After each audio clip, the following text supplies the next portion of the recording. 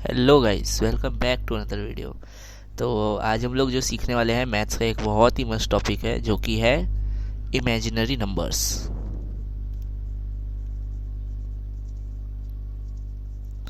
ठीक है, imaginary numbers क्या होते हैं असलियत में। ठीक है। ठीक है, तो यही आज हम जानने वाले हैं असलियत में। तो इमेजिनरी नंबर क्या रियलिटी में इमेजिनरी है भी? इमेजिनरी का मतलब क्या हुआ? ऑब्वियस सी बात है, कोई चीज़ जो हम इमेजिन नहीं कर सकते हैं। तो क्या ये नंबर्स असलियत में इमेजिनरी है, मतलब जो हम इमेजिन ना कर सकते, मतलब इमेजिन ही कर सकते हैं, रियलिटी में ना हो ऐसा? जैसे सीधी बात बताता हूँ, आयोटा। आयोटा जो हमने डिफाइन किया है -1 का अंडर रूट। ठीक है, वैसे अंडर रूट के अंदर जो वैल्यू होती है वो हमेशा पॉजिटिव होनी चाहिए, ये उसका डोमेन है। ठीक है, लेकिन हमने बोला, साइंटिस्ट ने बोला, मतलब मैथमेटिशियंस ने, कि कौन सा नंबर है, कौन सा नंबर है जिसका स्क्वायर जो है वो -1 हो। ठीक है, कौन सा नंबर है जिसका स्क्वायर -1 हो। तो हमने इस चीज़ को डिफाइन किया। ठीक है, क्या डिफाइन किया हमने, कि डिफाइन कर दो कि आयोटा एक ऐसा नंबर है जिसका स्क्वायर करने पे आंसर -1 आए। तो इससे आंसर रहता है कि आयोटा जो है रूट में -1 है। लेकिन आज हम सिर्फ, ये तो बेसिक्स है कॉम्प्लेक्स नंबर्स के, आज हम इस थोड़ा डेप्थ में जाने वाले हैं, असलियत में क्या होते हैं, रोटेशंस देखेंगे इनके, और बहुत सारी चीज़ें देखने वाले हैं। चलिए शुरू करते हैं। ये तो समझते हैं कि इमेजिनरी नंबर्स है क्या। ठीक है, तो इमेजिनरी नंबर्स को समझने के लिए सबसे पहले हम समझेंगे एकदम बेसिक्स। चलते पहले रियल नंबर समझते हैं क्या है। मतलब हमको ये तो पता हो ना कि इमेजिन करना क्या है, रियल मतलब क्या चीज़ रियलिटी में है और क्या नहीं है। तो पहले रियल नंबर्स क्या है। तो अगर एक लाइन पे सारे पॉइंट्स, जितने पॉइंट्स पॉसिबल है वो सारे रियल नंबर्स हैं। समझ रहे हो? मतलब 1 2 √2 -1 इधर नहीं आएगा, -1, और भी जितना तुम सोच सकते हो, 1/5 और 2/7, जो भी कुछ सोच सकते हो। √2 हो गया, इरेशनल हो गया, रेशनल है, वो सारे रियल नंबर्स होते हैं। ठीक है, रियल नंबर्स की प्रॉपर्टीज़ क्या होती है कि रियल नंबर को जब मल्टीप्लाई करते हैं तो वो जो है स्ट्रेच होते हैं, मतलब उनके वेक्टर्स को, मान लो अगर ये एक नंबर लाइन है। अब आते हैं वो रोटेशन वोटेशन वाले जो है ना, वो यहाँ से समझेंगे। मान लो ये 0 है, एक वेक्टर है, या एक वेक्टर क्या है, नॉर्मल कुछ है जो कि 1 तक जा रहा है, जिसका मैग्नीट्यूड, ठीक है, मैग्नीट्यूड इसका 1 है। तो अब इसका मतलब क्या हुआ, अगर इसको मैं किसी नंबर से मल्टीप्लाई करूँ, इसको 2 मान लो ना, फिर समझ आएगा अच्छे से। 2 है, अगर मैं इसको मल्टीप्लाई करूँ 3 से, तो ये वेक्टर स्ट्रेच हो जाएगा 6 तक, और आंसर आएगा 6। समझ रहे हो? अगर इस 2 को मैं मल्टीप्लाई करूँ -1 से, तो आंसर -2 आ रहा है, यानी कि यहाँ पे आ रहा है, यानी कि ये वेक्टर फ्लिप हो जाएगा 180 डिग्री। मल्टीप्लिकेशन का असली मतलब ये है, स्ट्रेच करना। ठीक है, मल्टीप्लिकेशन का मतलब है स्ट्रेच करना या तो फ्लिप कर देना। ठीक है, स्ट्रेच या फिर फ्लिप, ये दो मतलब होते हैं मल्टीप्लिकेशन के रियल नंबर। अब स्ट्रेच में वो श्रिंक भी आ जाएगा। ठीक है, मतलब अगर इस 2 को 1/3 से मल्टीप्लाई कर दूं तो वो ऑब्वियसली 2/3 हो जाएगा, यहाँ पे आ जाएगा, तो वो श्रिंक हो जाएगा।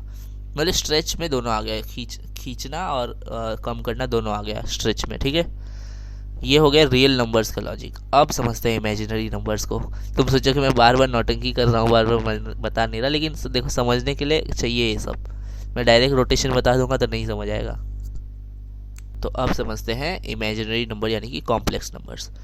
अब मान लो एक कॉम्प्लेक्स नंबर, मैंने आयोटा का डेफिनेशन तुमको बता दिया। ठीक है, वही चीज़ डेफिनेशन है वो उसकी। ठीक है, एक कॉम्प्लेक्स नंबर है जो इसको लिखा जाता है a+b आयोटा के फॉर्म में। इलियर्स यूलर्स, मेरे को स्पेलिंग नहीं पता, उसने बोला था किसी कॉम्प्लेक्स नंबर को आप लिख सकते हैं r e⁻ आयोटा थीटा में, जहाँ पे ये जो है ये होता है cos theta plus iota sine theta. ठीक है, ये सब डेफिनेशन है, अभी ये सब के प्रूफ होते होंगे, होते ही हैं, लेकिन अभी ये सब नहीं बता रहा, मैं बस बता रहा हूँ कि कैसे कैसे लिख सकते हैं आप एक कॉम्प्लेक्स नंबर को। ठीक है, ये जो है ये इसका मैग्नीट्यूड 1 है, ये तो हमको पता चल गया।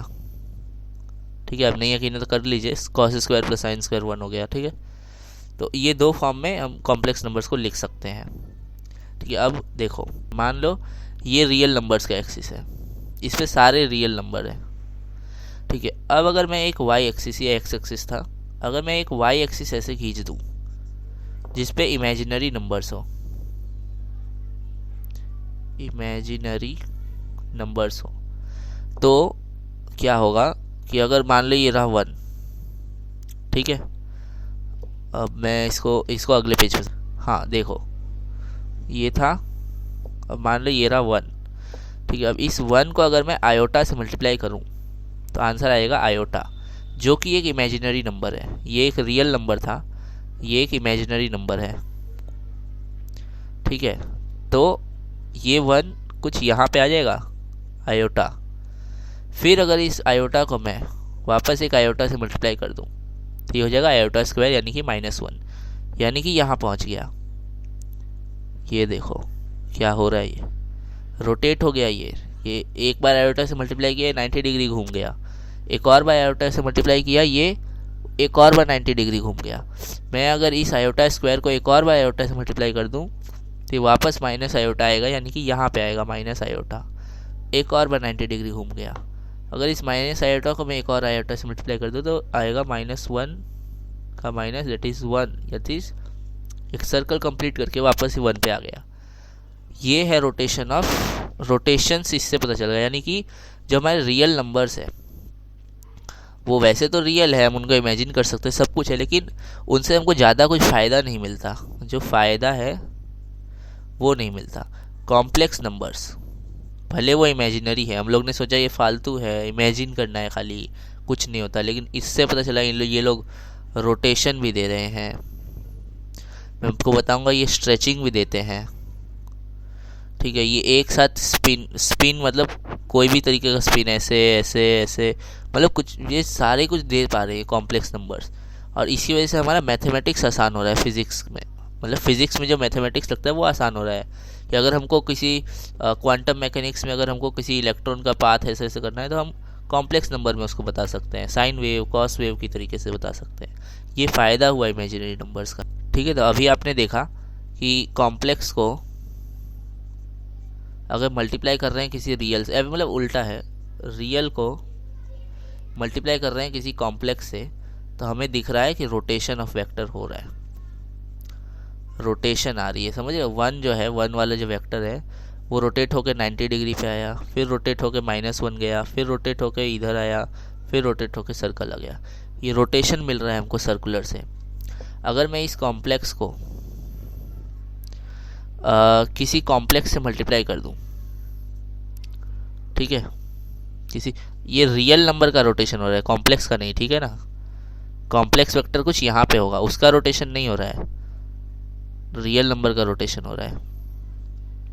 कॉम्प्लेक्स को कॉम्प्लेक्स से मल्टीप्लाई कर दूं तो क्या होगा, देखो a प्लस बी आयोटा, या फिर इधर से नहीं, इस वाले से लिखता हूँ, चलो ये वाले में बड़ा टाइम लग जाएगा मल्टीप्लाई करने में, डायरेक्ट लिख देता हूँ ना, आर ई की पावर आई आयोटा। आर यहाँ पे क्या है, जैसे अगर मान लो ये एक कॉम्प्लेक्स नंबर का वेक्टर है तो उसका लेंथ जो है आर है, जो कि हो जाएगा √ में a² प्लस b², है ना, अगर इस फॉर्म का लिखा तो ठीक है। तो और ई आयोटा तो आपको पता ही है, ये कॉम्प्लेक्स है Z1, तो मान लो R1 और θ1, एक कॉम्प्लेक्स है Z2 R2 e की पावर I θ2, इन दोनों का कर दो मल्टीप्लिकेशन, Z1 Z2, ये हो गया R1 R2, ये हो गया E I θ1 प्लस θ2। कौन लिख देता है यहाँ पे मैं ही लिखता हूँ, I θ1 प्लस θ2। ठीक है, इसका मतलब क्या हुआ, ये एक नया कांस्टेंट R डैश मान लो, E I θ डैश मान लो, इसका मतलब ये एक नया वेक्टर बन गया, वो भी कैसा, जिसके ये एंगल्स जो है, जैसे अगर मान लो ये रहा एक कॉम्प्लेक्स नंबर का वेक्टर, तो इस और एक और कॉम्प्लेक्स नंबर का वेक्टर, और इन दोनों को मल्टीप्लाई किया तो इनके एंगल्स जो है सम हो गए और लेंथ भी बढ़ गई, देखो ना, मल्टीप्लाई हो गई लेंथ। तो अगर ये इतना ही है, एक बार अच्छे से दिखाता हूँ, अगर ये इतना है, ये रहा इतना वेक्टर है, तो ये घूम के और बड़ा हो गया, ऐसे लेंथ भी बढ़ गई और एंगल भी बढ़ गया किसी कॉम्प्लेक्स को कॉम्प्लेक्स से मल्टीप्लाई करके। तो आप समझ रहे हो, अगर मैं इसको पीरियड वाइज कर दूं तो ये एक स्पिन दे देगा हमको, ऐसे ऐसे ऐसे ऐसे। मैं बहुत गंदा लिखता हूँ, मुझे पता है। तो अब आपको रोटेशन, अरे ये कैसे रह गया, हाँ, अब आपको रोटेशन ऑफ वेक्टर समझ आ गया, रोटेशन ऑफ कॉम्प्लेक्स नंबर समझ आ गया होगा। ROTATION, रोटेशन, और स्ट्रेचिंग भी समझ आ गया होगा, उसका लेंथ बढ़ रहा है। ये दोनों हमको कॉम्प्लेक्स नंबर में मिल गई, ठीक है। इसकी वजह से क्वांटम मैकेनिक्स,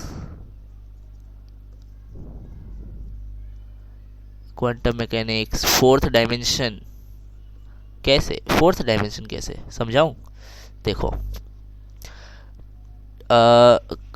इसका मतलब क्या हुआ, एक आयोटा का क्या मतलब हुआ कि वो जो है 2D स्पेस में घुमा सकता है। रियल नंबर्स 1D स्पेस में चल सकते हैं, ऐसे ऐसे स्ट्रेचिंग कर सकते हैं, फ्लिपिंग कर सकते हैं, है ना।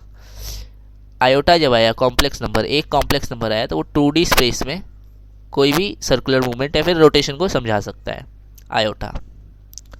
लेकिन इस 2D स्पेस के मोशन को देखने के लिए तो हमको एक 3D स्पेस में रहना होगा ना, Z एक्सिस पे होंगे हम। अगर Z एक्सिस पे हैं, अभी तुम Z एक्सिस पे हो, समझ रहे हो, अगर ये Y है, अगर ये X है, तो तुम अभी Z एक्सिस पे हो, ठीक है, और तुम इस मोशन को देख पा रहे हो। तो अब सोचो, अगर मैं एक और कॉम्प्लेक्स नंबर डिफाइन कर दूं, जो कि एक साइंटिस्ट ने कर चुका है 1843 में, ठीक है। उन्होंने क्या किया था, मेरे को नाम नहीं याद आ रहा, लेकिन उन्होंने किया था आयोटा स्क्वायर, जे का स्क्वायर, अब इसको क्या बोलते हैं याद नहीं मेरे को, और के का स्क्वायर इक्वल्स टू आई जे के इक्वल्स टू -1। ये उन्होंने डिफाइन कर दिया था कि सिर्फ एक ही कॉम्प्लेक्स नंबर नहीं, बहुत सारे कॉम्प्लेक्स नंबर डिफाइन हो सकते हैं, जिसको क्वाट्रियन बोलते हैं, QUATRION, क्वाट्रियन बोलते हैं, जिससे कि आप 3D स्पेस में भी किसी मूवमेंट को डिफाइन कर सकते हैं। बस उसके एंगल्स, उसके स्ट्रेचिंग बहुत ज़्यादा कॉम्प्लेक्स हो जाएंगे, जो हमारे समझ में, मतलब बहुत कम समझ में आएंगे। और दूसरी चीज़ कि अब यहाँ पे 2D के मोशन को देखने के लिए हमें एक तीसरे एक्सिस Z एक्सिस पे चला गया। अब तुम समझ चुके होगे, इस 3D मोशन को अच्छे से समझने के लिए, विजुअलाइज करने के लिए हमें एक 4D स्पेस में जाना पड़ेगा, जो कि होगा टाइम, जो कि हम नहीं जा सकते। इसी के लिए ये हमें विजुअलाइज करना थोड़ा हार्ड हो जाता है। लेकिन मैथमेटिक्स है, कैलकुलेशन में यूज़ हो जाती है, एरोस्पेस में यूज़ होता है, और वो रॉकेट में भी यूज़ होता है, ये सारी चीज़ें, ठीक है। ऐसी बात नहीं है, कैलकुलेशंस तो होती हैं, भले हम विजुअलाइज ना कर पाए, लेकिन कैलकुलेशन तो होती है, ठीक है। मैथमेटिक्स है।